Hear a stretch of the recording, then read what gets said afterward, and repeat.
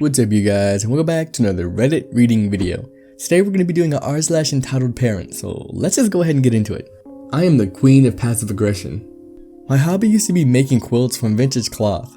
I would buy the cloth, usually flour, and feed print sacks from the 30s and 40s at the flea market and antique stores.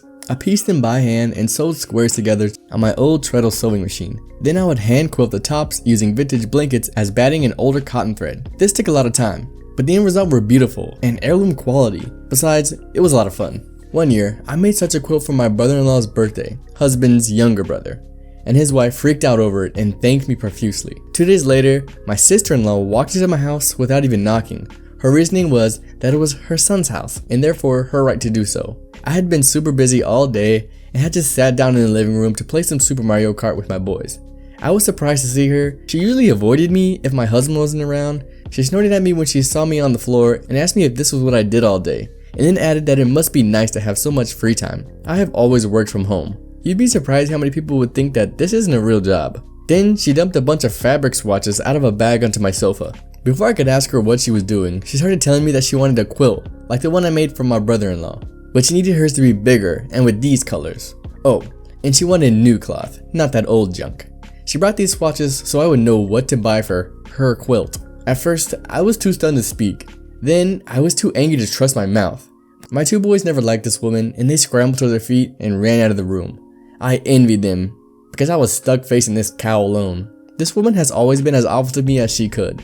She had told my boys to their little faces they were not her grandsons because they looked nothing like her son. She told her other grandkids this too, so we weren't singled out. She had told all her 5 sons that she would only recognize her daughter's kids because she knew those were her grandkids. She only claimed the other grandkids as hers when she wanted to look good around other people. This woman tried to fix my husband up with other women for 5 years after we were married. This woman, who had been trying to make me freak out over the past 18 years, was so entitled that she thought I should just do all this work for her. For free. So I looked through the swatches, asked for the dimensions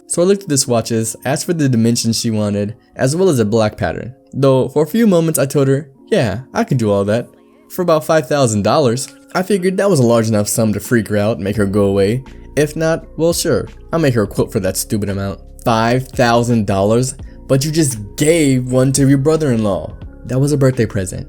Well then this can be my birthday present. I've never given you a birthday present. The only time I tried to, you handed it back, unopened. You told me that you only accepted gifts from family or friends, and that I was neither.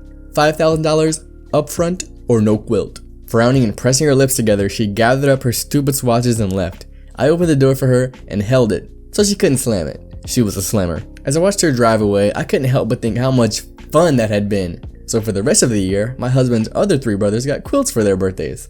Also, to add insult to injury, I made them out of new cloth and not that old junk, as well as the colors and patterns that my mother-in-law wanted, because I knew that I'd get back to her that I had done this. That crazy woman has tried as hard as she could to get one of her sons into giving her the quilt. Nope, didn't happen. 1993 was a fun year. Oh, that was a long time ago. I wasn't even born yet. Probably people listening weren't born yet either. But that is some very, very good revenge right there on an entitled parent. Who decides to be a jerk like that to someone that they're gonna have to be in a family with for the rest of their life? That's just like a terrible idea. I couldn't imagine like having a mother-in-law and just her being mean to me, or having like a son-in-law one day or daughter-in-law and just being absolutely rude to them and knowing I just have to be around them forever. What is the point of that? Just make the most of it. This is definitely an old school Karen. Okay, next story. Entitled broke, crazy aunt regularly helped herself to my parents' food. Written on my phone, so yeah. This was maybe 7 years ago when I was 19, I'd say. And for a bit of background info, me and my brother are the same age, just a few months apart, and my crazy entitled aunt, who I'll now call EA, is his mother. He's adopted. A lot of people get confused when I tell other people that my brother is my first cousin.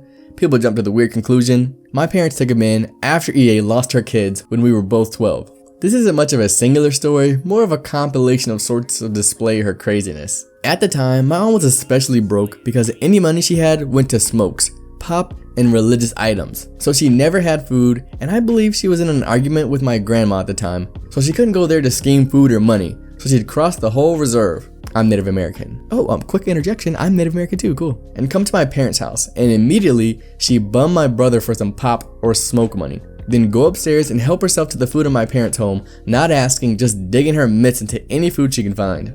It got so bad that my mom, who just kept saying she's family, got fed up after she repeat this pretty much every day or every other day, each time bumming money from her son, me, and my little sisters, who are 6 and 10 years younger than me, and my mother. She never bothered my dad.